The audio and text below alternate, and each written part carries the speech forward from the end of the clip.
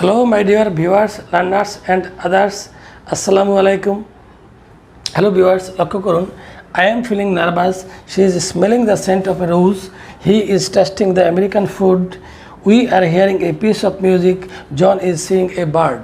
এই বাক্যগুলো totally incorrect. এগুলো দিয়ে প্রেজেন্ট কন্টিনিউয়াস টেন্স তৈরি করবেন না। হ্যালো ভিউয়ার্স, কেন এগুলো দিয়ে প্রেজেন্ট কন্টিনিউয়াস টেন্স হবে না সেটি জানতে এবং প্রেজেন্ট কন্টিনিউয়াস টেন্স সম্পর্কে বিস্তারিত জানতে এবং ডেইলি ইউজ অনেকগুলো বাক্য আজকের ক্লাসে থাকছে সেগুলো জানতে এবং স্পিকিংয়ের ক্ষেত্রে জড়তা দূর করার একটি অভিনব কৌশল থাকছে আজকের ক্লাসে। সুতরাং শুরু থেকে শেষ পর্যন্ত দেখুন, ইনশাল্লাহ আপনি উপকৃত না হয়ে থাকতে পারবেন না।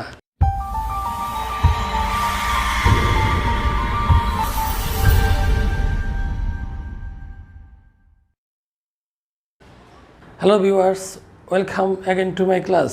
আমি নুরুল আলম রয়েছি আপনাদের সাথে। হ্যালো ভিউয়ার্স, ওই বাক্যগুলোর সমাধানের পূর্বে আমাদেরকে অবশ্যই প্রেজেন্ট কন্টিনিউয়াস টেন্সের সংজ্ঞা জানতে হবে।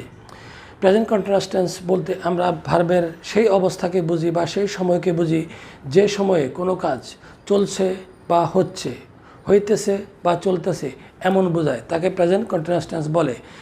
প্রেজেন্ট কন্টিনিউয়াস টেন্সের বাক্য আমরা যদি ইংলিশে অনুবাদ করতে যাই তাহলে আমাদেরকে সাবজেক্টের পরে ব্যবহার করতে হবে এম, ইজ, আর। তারপরে আমাদের ব্যবহার করতে হবে বেস ফর্ম অফ ভার্ব। তারপর বেস ফর্ম অফ ভার্বের সাথে একটি আইএনজি যুক্ত করতে হবে। এরপরে বাকি অংশ অর্থাৎ বাড়তি শব্দ বা অবজেক্ট যেটাই থাকুক, বাড়তি কোনো শব্দ থাকে সেটাই লিখতে হবে। তাহলে যে সে গাড়ি চালাচ্ছে, he is driving A car, সে গান গাইতেছে, she is singing a song, তারা গোলমাল করতেছে, they are making a noise, আমরা উড়াইতেছি, we are flying a kite. তাহলে আপনারা এতক্ষণে বুঝে ফেলেছেন যে প্রেজেন্ট কন্টিনিউয়াস টেন্স বলতে আমরা কি বুঝি। প্রেজেন্ট কন্টিনিউয়াস টেন্স আমি আরও ক্লিয়ার করব, সঙ্গেই থাকুন।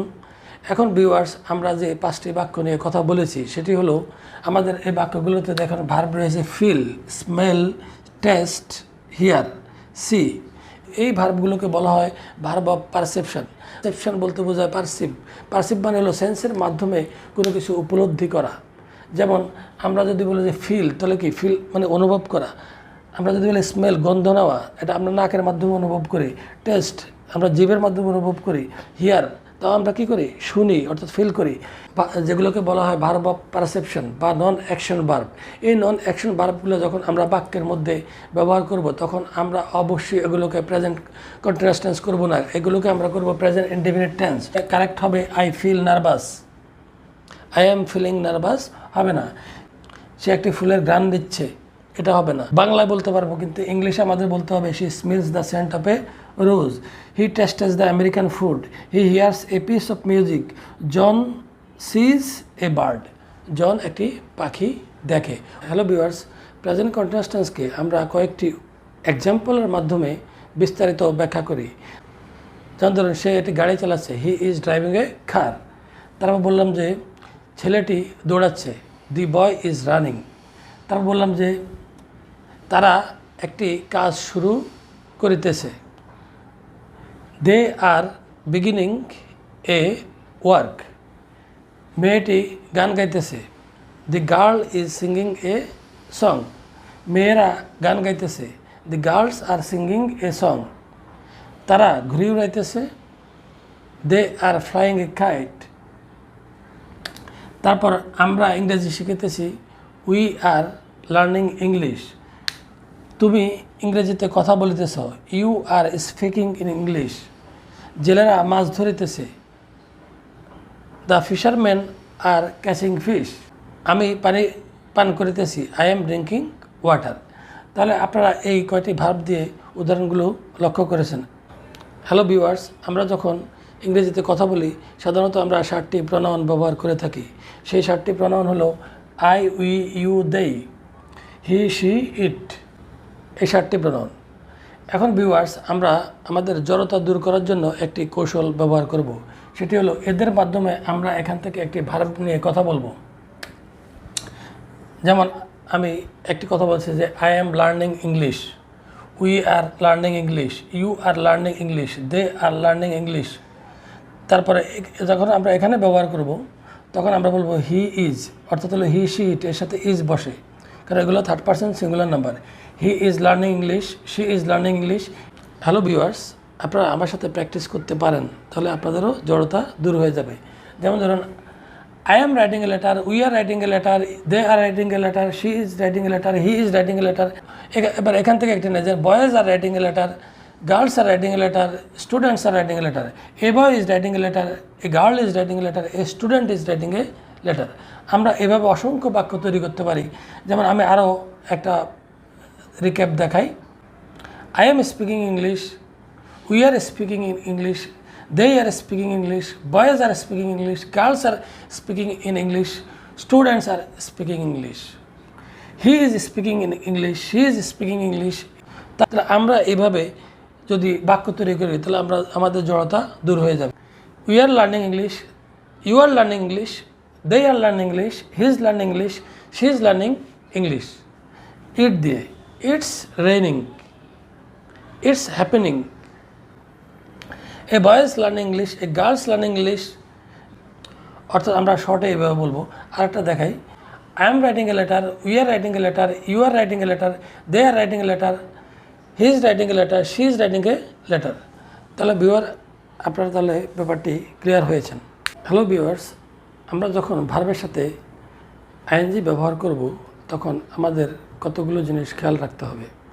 যেমন ধরুন, লাই যে ভার্বটি রয়েছে এর সাথে যদি আমরা আইএনজি যুক্ত করি তাহলে আইকে আমরা ওয়াই রূপান্তর করে তারপর আইএনজি যোগ করব। যেমন আরেকটি রয়েছে টাই, তো আমরা লিখব টি ওয়াই আইএনজি, অর্থাৎ হলো আইয়ের জায়গায় ওয়াই লিখে তারপরে আইএনজি যুক্ত করতে হবে। কিছু কিছু ভার্ব রয়েছে যে ভার্বগুলোর শেষে ই রয়েছে, যখন আমরা এই ভার্বগুলোর সাথে আইএনজি যুক্ত করব তখন আমরা ইটি অবশ্যই বাদ দিয়ে দেব। যেমন ধরুন, লাভিং, টেকিং, অর্থাৎ আমরা এটি বাদ দিয়ে আইএনজি যুক্ত করব। ওয়েবিং, গেজিং, চুজিং, অ্যাবিউজিং। কিন্তু ভিউয়ার্স, যদি ভার্বের শেষে ডাবলই থাকে তাহলে কিন্তু ই উঠাইতে হবে না।